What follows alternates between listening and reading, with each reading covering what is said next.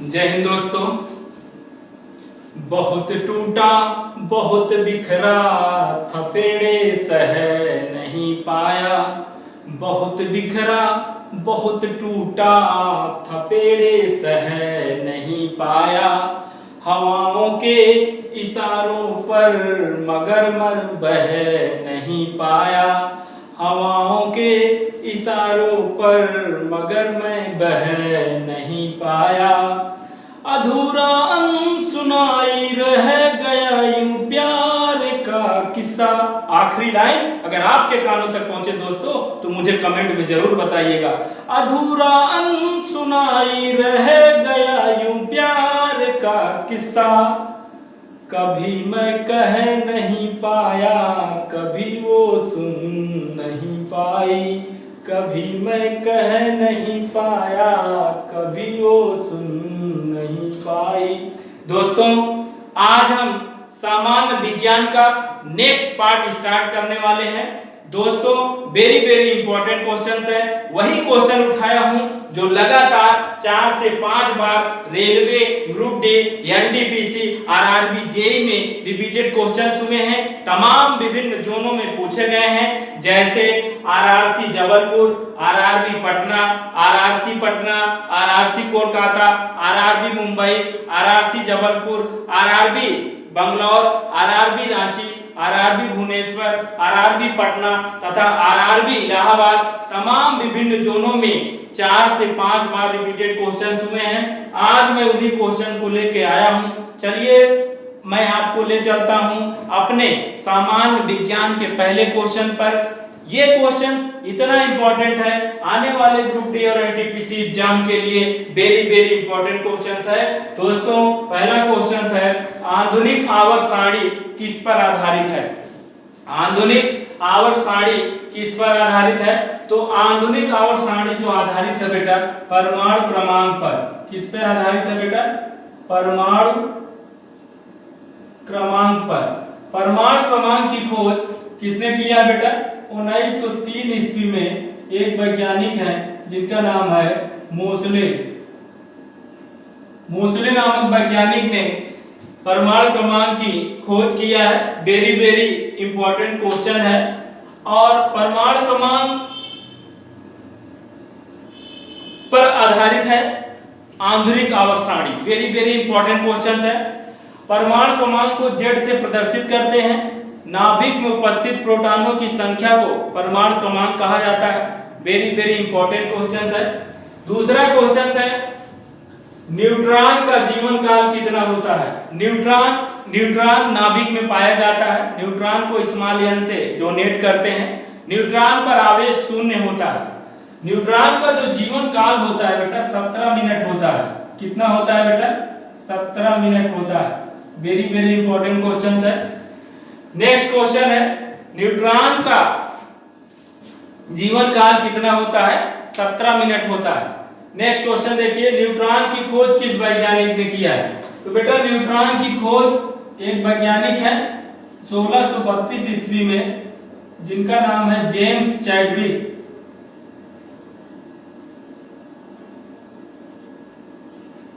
James Chadwick ने 1632 ईस्वी में न्यूट्रॉन की खोज किया था। वेरी वेरी इंपॉर्टेंट क्वेश्चन है। चौथा क्वेश्चन है मूल कण किसे कहा जाता है? परमाणु में अगर मूल कण कहा जाए तो किसे कहा जाएगा? तो परमाणु में जो मूल कण होते हैं पहली बात तो इलेक्ट्रॉन को कहा जाता है मूल कण, और प्रोटॉन को कहा जाता है, और तीसरा कहा जाएगा न्यूट्रॉन को कहा जाएगा। इलेक्ट्रॉन की खोज 1897 में जे थॉमसन नामक वैज्ञानिक ने किया था। प्रोटॉन की खोज 1919 में गोल्डस्टीन नामक वैज्ञानिक ने किया था। लेकिन 1920 में प्रोटॉन क्या है, कहां पाया जाता है, इसके बारे में सर्वप्रथम रॉल्ड ऑनेस्ट रदरफोर्ड ने बताया था। और 1932 ईस्वी में जेम्स चैडविक ने न्यूट्रॉन की खोज किया था। न्यूट्रॉन पर आवेश शून्य होता है अर्थात न्यूट्रल होता है, उदासीन होता है। नेक्स्ट क्वेश्चन आइए अम्लों का स्वाद कैसा होता है? अम्लों का जो स्वाद होता है पहली बात जानिए अम्ल किसे कहते हैं। अम्ल की खोज 1884 ईस्वी में स्वांते आर्हेनियस नामक वैज्ञानिक ने किया था। अम्ल स्वाद में खट्टा होता है। अम्ल स्वाद में खट्टा होता है। कैसा होता है बेटा? खट्टा होता है। अम्ल किसे कहते हैं? पूरे ब्रह्मांड में जिस पदार्थ का पीएच मान 7 से कम होता है उसे हम लोग क्या बोलते हैं? उसे हम लोग बोलते हैं अम्ल। अम्ल का काम क्या है? नीले लिटमस पेपर को लाल कर देना। अम्ल का काम क्या होता है बेटा? नीले लिटमस पेपर को लाल कर देना। और अम्ल स्वाद में खट्टा होता है। वेरी वेरी इंपॉर्टेंट क्वेश्चन है। नेक्स्ट क्वेश्चन देखिए, उत्कृष्ट गैसों की संयोजकता कितनी होती है? उत्कृष्ट बोले तो अक्रिय गैस। मेंडलीव ने अपनी पीरियोडिक टेबल में सभी उत्कृष्ट गैसें अर्थात अक्रिय गैसों को शून्य समूह में रखा है, तो इनकी संयोजकता कितनी होती है बेटा? शून्य होती है। शून्य होती है अर्थात 0 होता है हीलियम को छोड़कर, क्योंकि हीलियम एक अस्थायी अवस्था है, एटॉमिक नंबर इसका 2 होता है। इसका जब इलेक्ट्रॉनिक कॉन्फ़िगरेशन करेंगे 1s2 होगा। ये स्टेबल है, अनस्टेबल तो है नहीं। नेक्स्ट क्वेश्चन आइए, एलपीजी गैस में गंध के लिए क्या मिलाया जाता है? पहली बात तो ये जानिए, एलपीजी गैस में प्रोपेन और ब्यूटेन का मिश्रण होता है। एलपीजी गैस में गंध के लिए मेथाइल मरप्टेन मिलाई जाती है। मेथाइल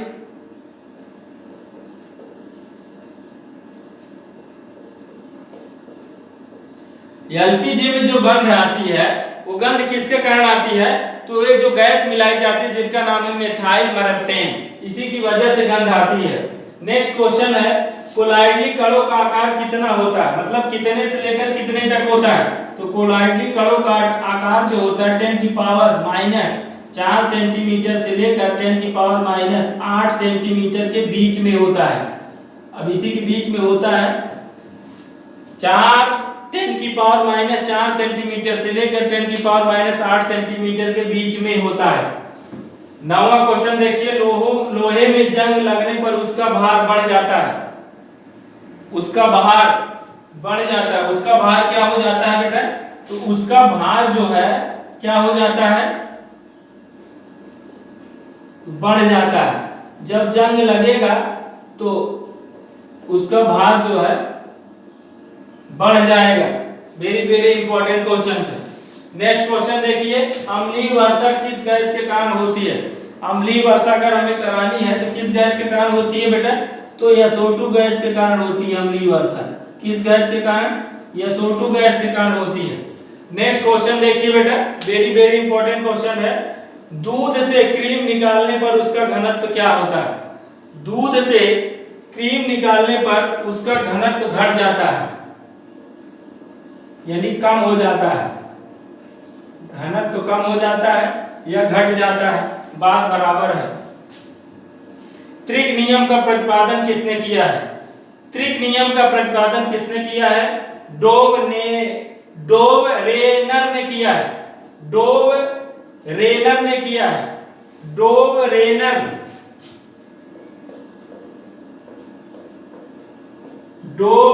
ने किया है। त्रिक नियम का प्रतिपादन किसने किया है? तो डोव रेनर ने किया है। नेक्स्ट क्वेश्चन है, अष्टक नियम के प्रतिपादक किसने किया है? अष्टक नियम का प्रतिपादन कौन है? या अष्टक नियम का प्रतिपादन किसने किया बेटा? तो न्यूलैंड ने किया है। किसने किया बेटा? न्यूलैंड ने किया है। वेरी वेरी इंपॉर्टेंट है। राइगेज, आइनर, न्यूलैंड मेंडलीव की पीरियोडिक टेबल बनाने में इन लोग का बहुत ही सराहनीय सहयोग रहा है। नेक्स्ट क्वेश्चन है, हड्डियों में कितने प्रतिशत फास्फोरस पाया जाता है?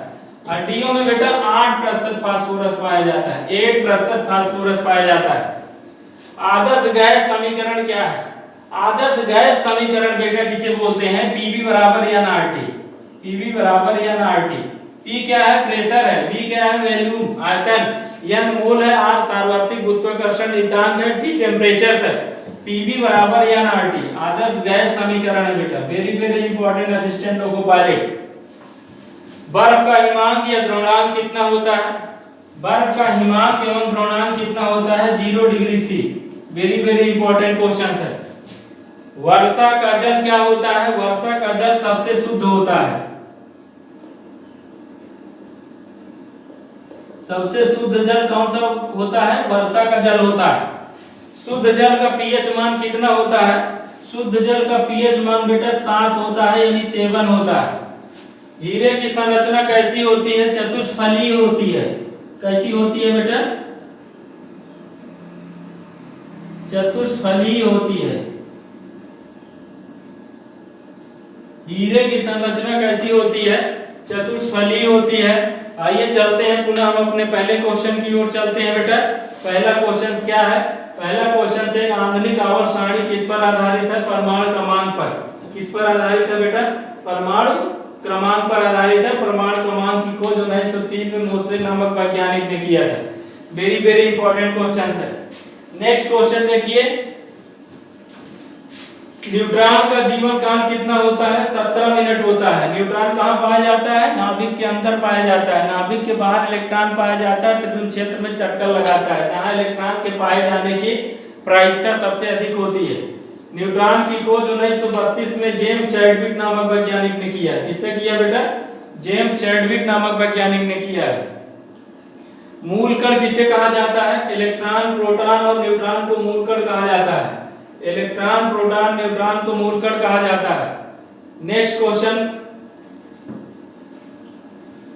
स्वाद, अम्लों का स्वाद कैसा होता है? अम्लों का स्वाद खट्टा होता है।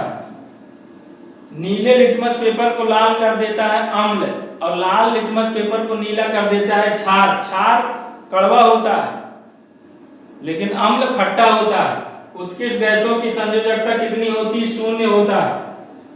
हीलियम को छोड़कर हीलियम का एटॉमिक नंबर 2 होता है। परमाणु भार जो होता है 4 होता है।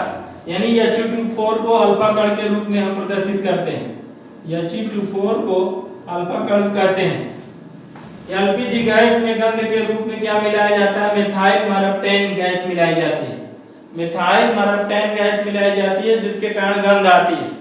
वैसे समानता देखा जाए एलपीजी गैस में जो होती है वो प्रोपेन और ब्यूटेन का मिश्रण होता है, लेकिन जो सिगरेट लाइटर होती है उसमें ब्यूटेन गैस भरी जाती है। कौन सी गैस? ब्यूटेन गैस भरी जाती है। खेत खरियालों में दलदली स्थानों पर मेथेन गैस पाई जाती है। गोबर गैस में मेथेन गैस पाई जाती है। जीवाश्म में मेथेन गैस पाई जाती है। नेक्स्ट क्वेश्चन है, कोलाइडली कणों का आकार कितना होता है? 10⁻⁴ सेंटीमीटर से लेकर 10⁻⁸ सेंटीमीटर के बीच में होता है। नेक्स्ट क्वेश्चन आइए, लोहे में जंग लगने पर उसका भार क्या होता है? बढ़ जाता है। क्या होता है बेटा? बढ़ जाता है। नेक्स्ट क्वेश्चन देखिए, अम्लीय वर्षा किस गैस के कारण होती है? या SO2 गैस के कारण होता है। नेक्स्ट क्वेश्चन देखिए, दूध से क्रीम निकालने पर उसका घनत्व हमेशा घट जाता है। दूध से क्रीम निकालने की क्रिया अपकेंद्रीवर कहलाती है। अपकेंद्रीवर। त्रिग नियम का प्रतिपादन किसने किया है? डोब रेनर ने किया है बेटा। डोब रेनर ने किया है। अष्टक नियम के प्रतिपादन किसने किया है बेटा? न्यूलैंड साहब ने किया है। हड्डियों में कितने प्रतिशत फास्फोरस पाया जाता है? 8% पाया जाता है। मनुष्य में हड्डियों को मजबूत करने के लिए कैल्शियम और फास्फोरस का प्रयोग किया जाता है, अर्थात हड्डियों को मजबूत करने के लिए कैल्शियम फास्फोरस मानव के शरीर के लिए अत्यंत आवश्यक है। आदर्श गैस समीकरण क्या है? Pv बराबर NRT। P क्या है? दाब है। V क्या है? आयतन है। N क्या है? मोल है। R सार्वत्रिक गैस नियतांक है। T ताप है। नेक्स्ट क्वेश्चन है, बर्फ का हिमांक कितना होता है? बर्फ का द्रव्यमान कितना होता है? 0 डिग्री C। वर्षा का जल क्या होता है? सबसे शुद्ध जल वर्षा का जल ही होता है। जल का सूत्र H2O होता है। भारी जल का सूत्र D2O होता है। भारी जल का सूत्र D2O होता है। D2O की खोज यूरे तथा बाशबर्न ने किया था 1932 ईस्वी में। इसका प्रयोग बंधक के रूप में किया जाता है भारी जल का। शुद्ध जल का पीएच मान कितना होता है? 7 होता है। कितना होता है? 7 होता है। और इसका हीरे की संरचना कैसी होती है? चतुष्फली होती है। कैसी होती है? चतुष्फली होती है। दोस्तों, मेरा एक YouTube चैनल है जिसका नाम है रेलवे इज्जामपुर अड्डा। इस चैनल को ज्यादा से ज्यादा लाइक करें, सब्सक्राइब करें, बेल आइकन को प्रेस करें और अपने दोस्तों के ग्रुप में इसे ज्यादा से ज्यादा शेयर करें। दोस्तों, मेहनत इतनी खामोशी से करिए कि सफलता शोर मचा दे।